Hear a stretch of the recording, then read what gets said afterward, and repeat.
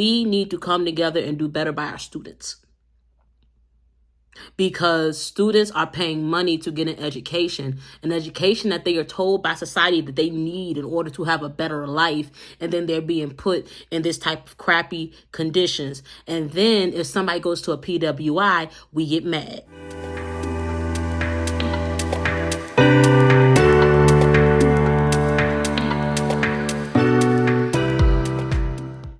What is up, everybody? It is your girl, Amber Gardner, and this is a special episode of Bigger Than Me, the podcast, where we know our victory is what? Bigger than our fears. Y'all already know the vibes. For those of you who is your first time coming, we thank you for joining the Bigger Than Me family. Please follow, subscribe, share this with your friends and family, because we like to keep it real over here.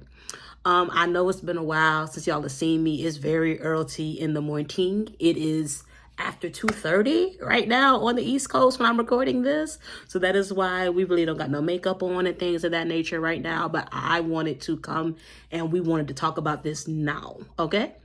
What we will be talking about on today is the Ed Reed controversy with Bethune-Cookman University, BCU. For those who do not know, who have not been on Twitter and things of that nature, who've not been following, Ed Reed, who is an NFL Hall of Famer, he was in contract negotiations with BCU, Bethune-Cookman University, to coach their football program. He had a rant that went viral on last week, discussing the conditions of the campus, talking about, trash being on the campus and etc. It also followed some other lives and some other comments that were made with him agreeing with Deion Sanders, who left another HBCU to go coach at Jackson, etc. And it was just revealed less than 24 hours ago that Ed Reed's contracts with BCU, his negotiations did not go through, and they actually were not going to be giving him the job. Basically, they said, we're not hiring you. As a result, of course, there has been a lot of drama and commentary. Students were protesting on today due to the fact that they agreed with Ed's comments about the facilities not being clean and etc. So let me say this. I am an HBCU graduate myself. I graduated from the illustrious Hampton University, class of 2017, Onyx 10. Okay, those who know me know the vibes. Now, with that being stated, this conversation really, it stuck out to me because we literally, and when I say literally, I mean literally less than a month ago, I had just hosted a panel discussion on the Deion Sanders HBCU incident on my Instagram. Go follow us over there on IG at the official BTM podcast. You can find the full panel discussion. It included 3 other amazing panelists and it was a great discussion. So we had just talked about this and talked about HBCUs possibly not having enough funding to keep somebody like a Deion Sanders and keep things moving. So for this conversation to come up less than a month later, I was surprised. So let me say this. When I first saw Ed Reed's video, I did a very brief reaction on my TikTok. My feelings about this are still the same. I did not like how Ed communicated his feelings about what he saw at Bethune. The tone and the cursing and stuff, I did not feel it was professional. However, one thing I have learned is this: 2 things can be true at once. And when I say that, what I mean is this.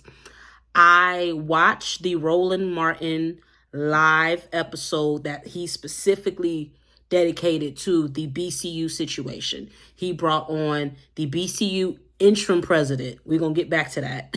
He brought on Ed Reed. He brought on some of the current students and student athletes. And then he brought on the alumni. He had everybody give their take on the situation. I did not, and I still do not agree with how Ed went about voicing his concerns. However, after hearing the full take from all 4 different viewpoints on the situation, I think Ed had a point, and I'm explaining what I mean. Ed complained about the campus being dirty. his office being dirty, and there not being good conditions. After Ed was fired, well, forgive me, not even fired, I'm going to use the right terms. After Ed's contract was not put through, he didn't get the job, students started to complain also, saying that what Ed was saying was true and that they were protesting. Roland Martin asked the president of BCU, well, the interim president, forgive me, of BCU. He asked the interim president of BCU if these statements were true. The BCU president claimed they were not. Okay? And he claimed they were not true. When the students and the alumni came onto, the students in particular, when they came onto that live, they said everything that interim president was saying was lies. Lies you tell, lies you tell. I'm like, now let's make this clear. First of all, interim president, for those wondering why I keep using that term, the interim president, he's not even the president. They've had an interim president for over a year now. Why has he not been given the job? That's my first question. At Hampton University, Harvey, who was our old president, he just retired less than a year ago. We had a new president immediately. Do you understand me? There was no interim. I know some people might be like, why are you bringing up Hampton? Because one thing the interim president kept mentioning is how Bethune is a private university. Well, guess what? So is Hampton. But ain't no interim crap going on. So Bethune, I'm giving y'all a little bit of my side eye because I'm not understanding why y'all don't have a permanent president in place. And the president, before this interim president, he was also an interim president. I did my research. No. What is going on here? So the facilities are terrible.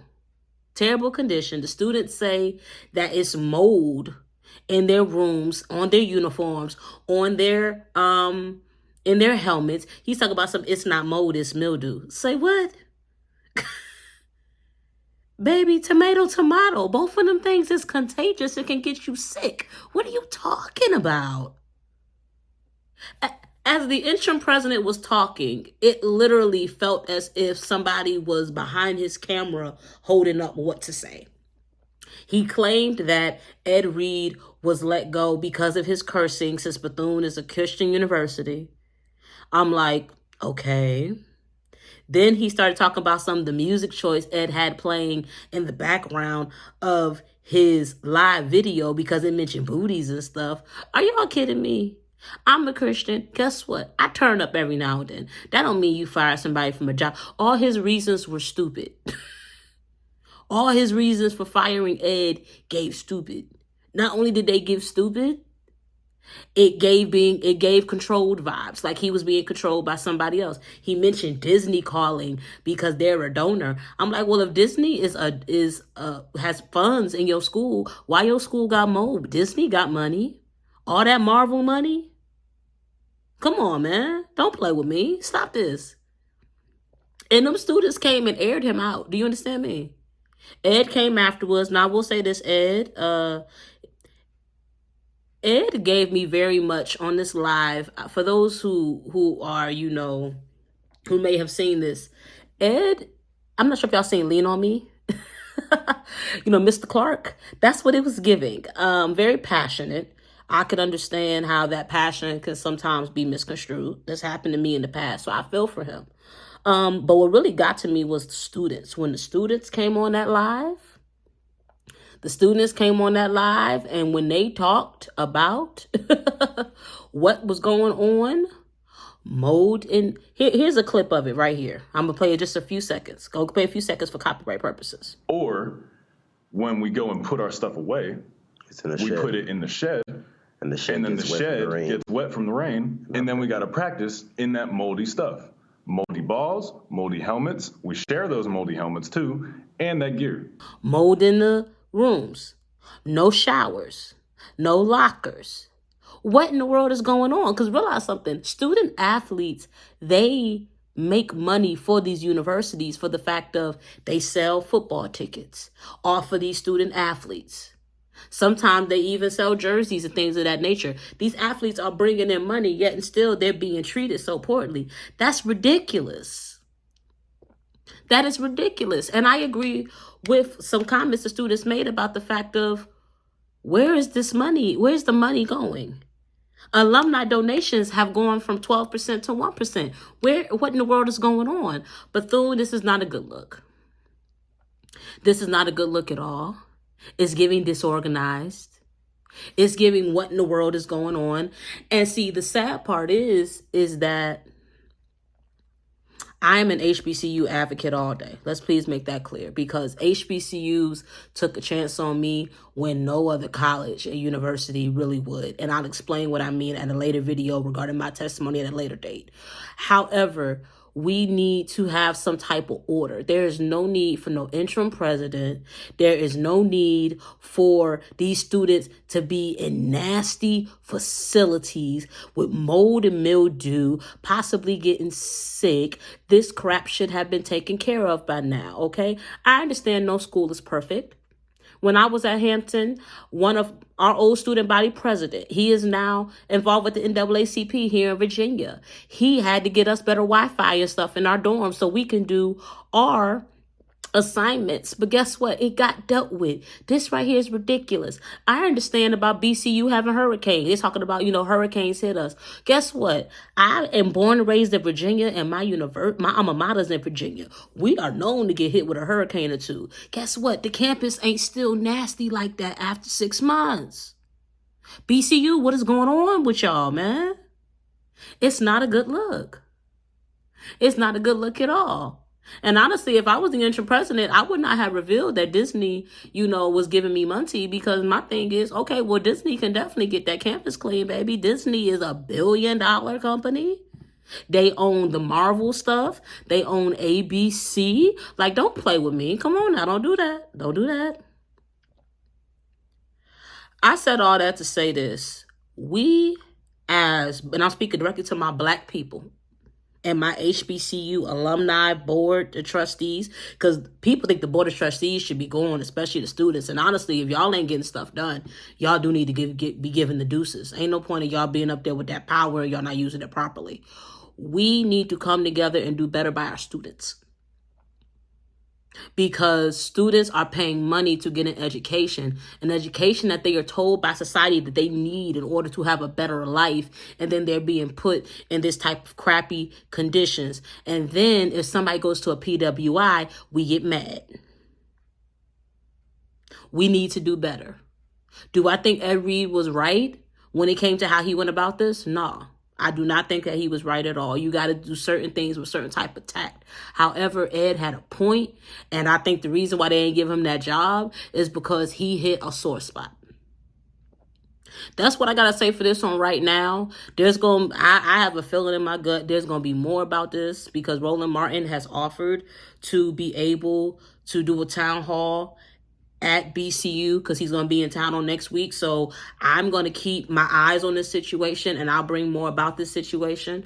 Once again, we thank y'all for watching. If you're not following us already, follow us here at the officially BTM podcast, Bigger Than Me, where we know our victory is bigger than our fears. You have a great one. I love y'all.